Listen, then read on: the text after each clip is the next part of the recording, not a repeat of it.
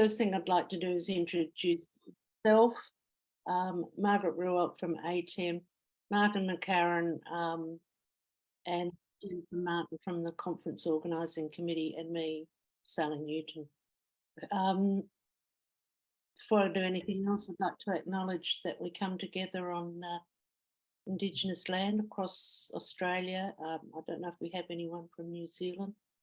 I'd like to acknowledge Indigenous elders past and present. So, brave. People are brave. Brave is our theme. All of you are very brave to even be thinking about considering doing a presentation. And thank you for making the time to come to this and get some ideas to help you with your proposed conference presentation. Now, before we go any further, I'd just like to get an indication, maybe a little hands up. How many of the people attending today have done a conference presentation, as in their old hands? No nods. Okay, even braver. I can assure you that it's a really great way to participate in a conference. You won't be the same once you've done your presentation, and you'll be hooked on being a real participant rather than just absorbing other people's ideas. I'm assuming everyone's been to ATEM C. Is that the case? There's lots of nods. This one will be different. This one will be history making because it's an ATEM only conference, and we're aiming for it to be different. We're being a bit brave as a conference organising committee.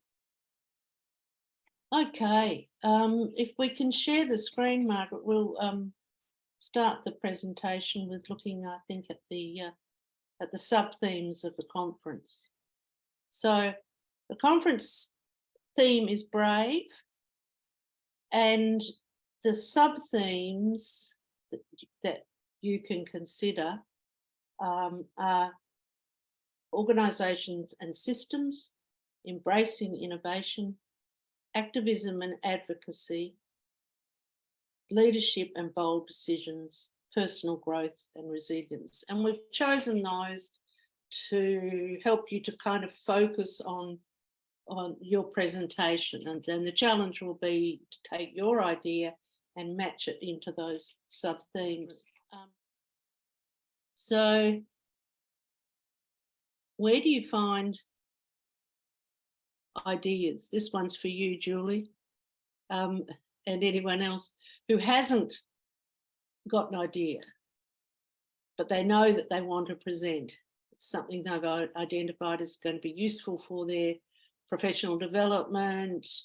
So where do you find ideas? Maybe something new is happening at your organisation. Talking in the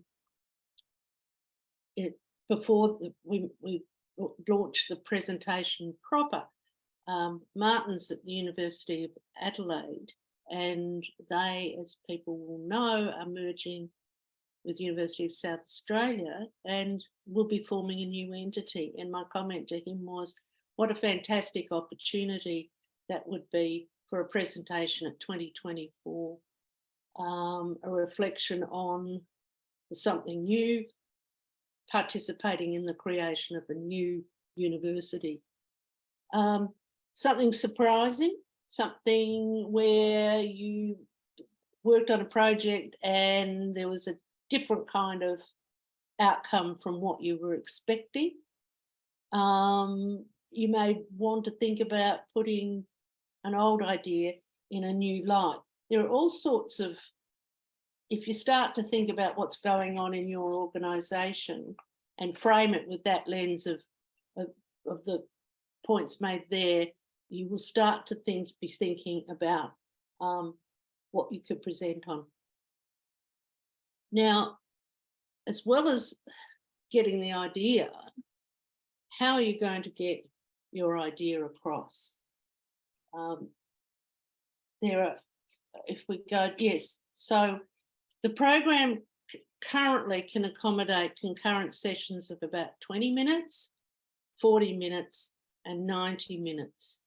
And you, when you're thinking about your topic, need to think about what the length of the session that you want to present and in what kind of way or what type of session you want to present. And I've listed some of those there. When we say presentation, this can be a short talk or demonstration, followed by questions from the audience, the sort of traditional presentation that we're used to at conferences. You can vary that and you can make that short 3-minute sessions. If you've got 3 or 4 people who are involved in a particular project, give each of them 3 or 4 minutes to do a chunk of the presentation. Lightens the load and gives the audience some variety at the end. The case study, in a case study, you can describe a situation or a problem and then invite the audience to develop and propose solutions. And that gives you that, what we're looking for, or what we're encouraging, which is to get some participation amongst your audience. In a facilitated discussion, you might pose a question and ask the audience to respond. Or you could have a panel discussion where you invite 3 or 4 people and you do a facilitated discussion on a particular topic. Game or activity, you could do a trivia competition, speed dating. That one's open to the imagination. I won't go through them all. I particularly wanted to draw your attention to an unshowcase where you might look at where you made mistakes and what you learned. So not necessarily, blowing your own trumpet, but sharing something that you did where things went wrong and what you learned from it. So thinking about your session, you need to think about how long you want it to be and what kind of presentation it is. Right, so you've had your idea and you've thought a little bit about how that might look. The next step along the way is that you need to write a conference abstract, a proposal. You've got to convince the conference organiser that your session is worthy of being selected and presented in October. In that abstract, you'll prepare a summary of the content to give us an idea of what you will cover and to help us when we are shaping the program so that we can group maybe like-minded presentations together or scatter them throughout the program. It needs to be a compelling invitation to attend. When we launch that program, we want people to have a look at what's on offer and say, I need to be at that conference because X is speaking about this particular topic. It's also a promise to your audience that you're going to cover this and that they're going to come away with more information or more knowledge about the topic that you are presenting. And in a way, it's a plan. It's not your presentation. And that's that's a tip. It's not your presentation. It's a summary of what you plan to present. The presentation comes later. Now, the key elements of an abstract are context and relevance, focus, structure, and learning outcomes. And we will send to you at the end of this session a template for in a Word form for your abstract submission. We will get you to put your submission through online, but the word template will allow you to play around with your thoughts and ideas before you do the submission. So context and relevance is that first one. You need to let us know how your topic relates to the theme and indicate whether it's relevant to a larger theme or a debate going on in tertiary education management at the moment. And also tell us why the topic's important to you. What's the focus of your session? I'm not going to read that out. I'll just leave you to take a moment to read that yourself.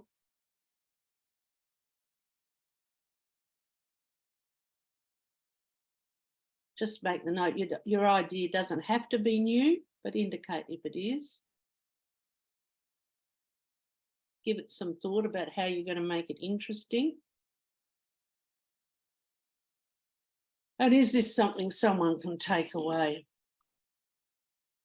Now, structure, and I love this slide. My predecessor created this one. What's the best structure is actually a trick question. There's no best structure. There's what works for you and for your topic. So most of you will be familiar with the TEDx structure. And that's a really one worth thinking about using because it's stood the test of time. It works.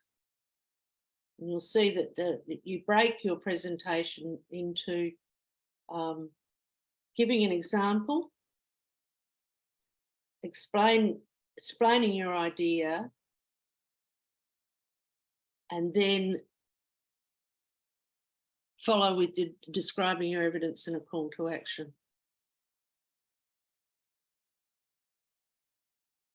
Okay, next is narrative structure. And again, I'll give you a moment or two just to read what's on the screen.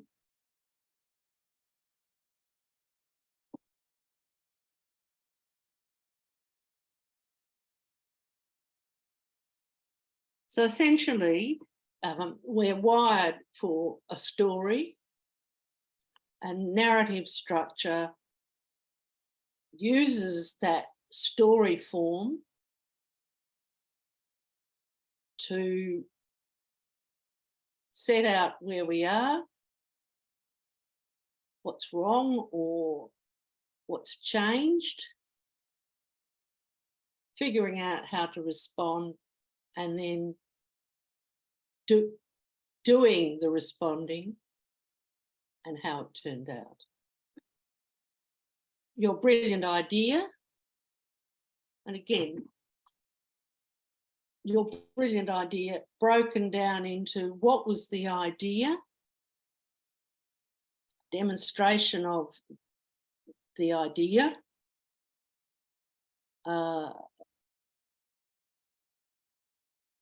introducing an issue. Hopefully, each of those big, bold, big idea, demo, performance topics or headings will give you the chance to develop a compelling presentation. But we all have a little bit of creativity in us, even if it's just, drawing stick figures with a bit of crayon. That can be a really great way to communicate with an audience. And I'd also say, that's where the brave bit comes in. You have that idea as to how you might do something a little bit offbeat in your presentation. Be brave enough to follow through with it.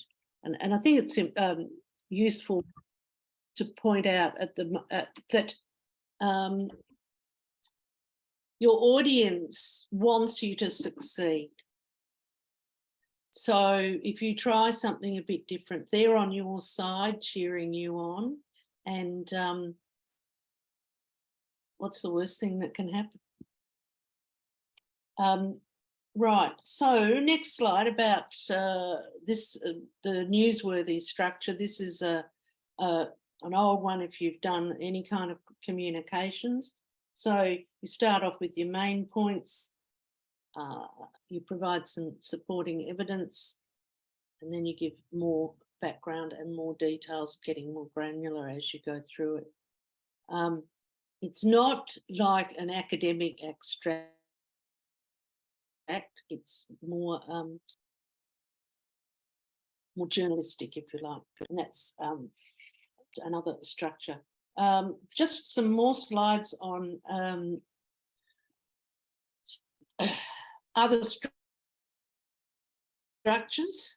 Really, sky's the limit, and these slides are. Oh, by the way, I meant to say at the beginning that you'll be provided with a copy of the slides. So if you've been furiously taking notes, you can stop that at once and just listen. So there's some other structures to consider, and I think Margaret, mentioned that one about the 5 things I wish I'd known before starting that project. Top 5 list, very popular. And I've just seen a question which I'll stop for before I go to learning income. So Christina asked, in terms of the structure and format, some presentation styles will suit larger or smaller audiences and shorter or longer timeframes. Excellent point. Should we nominate our preferences or let the committee make some calls? I'd be in favour of nominating your preferences, Christina. The program subcommittee may get back to you and say, we think this, lends itself to a longer format or a shorter format, or have you thought about? But if you've got an idea when you submit, then indicate that you think it suits a lecture style for 20 minutes, it's a workshop for 90, that kind of thing. The program subcommittee is interested in what you see as the learning outcomes of your session. Your organisation is spending money to send you to the conference, and we're hoping to get around 400 people to this first inaugural ATEM conference. And for your organisation to put the money up to send you, they want to know that they're getting some value for their money. So what is an attendee going to learn by attending your session? What's their takeaway? What can they take away and use? And as well as the learning outcomes, so at the end of this session, people will be able to, we will be asking you what are 2 key things those attending your presentation will learn.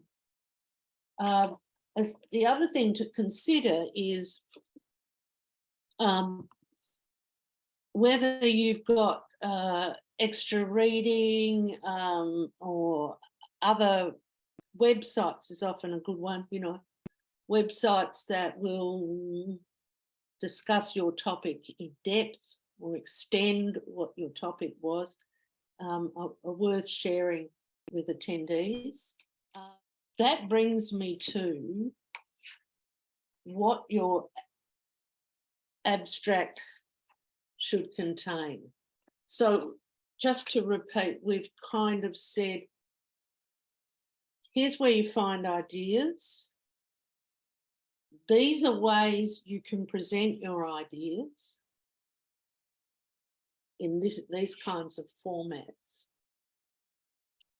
What do you need to include in your abstract? So an abstract checklist. Your abstract will be no more than 400 words, including, which is a challenge in itself, including details about you. It needs to be interesting, topical, and challenging. It needs to clearly state the aims of the presentation and how this relates to the sub-theme or themes, and we gave you those at the beginning. So brave, and then those sub-themes that we outlined in our second slide. Organisations and systems, embracing innovation, activism and advocacy, leadership and bold decisions, personal growth and resilience. So if you're not aware of the process, once your abstract is submitted, it will be read by at least a couple of people and ranked according to this checklist. Has the submission covered these topics? You need to include a personal biography, and most importantly, big deep breath. It needs to be submitted by the 21st of August. That's 2 weeks away. We'll run a drop-in session. Martin McCarran and Jennifer Martin will run that next Monday. And that'll be, hopefully, this session has not proved to be too daunting. Hopefully at the end of this session, you'll go away and start to, and I do recommend just put down anything first draft. And then you can start to shape that into your abstract submission. But what we're saying is, okay, you've got a week to come up with your idea, start to shape what it looks like. And we're offering a drop-in session on Monday, the 14th of August. I think it's 3 o'clock in the afternoon. So take some time at the end of the day to just join Martin and Jennifer, and they will answer any questions that you have. And if they don't know the answer, they will undertake to get back to you in a timely manner, because a week later is when we expect your submission. And those who know me know that I'm a great believer in not extending the deadline. So with that as the key dates and so on, the last thing I'd like to do is just acknowledge that the presentation today is based on work that Margaret Ruold's had been presenting on topics since at least 2014. So it's been refined over time. We've got plenty of time for any questions, any comments, any follow-up. Martin, Jen and Margaret, if you've got anything to say to add to that, or we'll just take people's hands up or questions. Maybe just while we're waiting for people to think of their questions, just to reiterate your point, Sally, about the fact that it really is a friendly audience. It really is a great opportunity to connect with the community across the sector. We are generally all experiencing similar types of challenges, often in quite different ways, but presenting it at ATEM is a great opportunity to connect with others and share the experience you're having.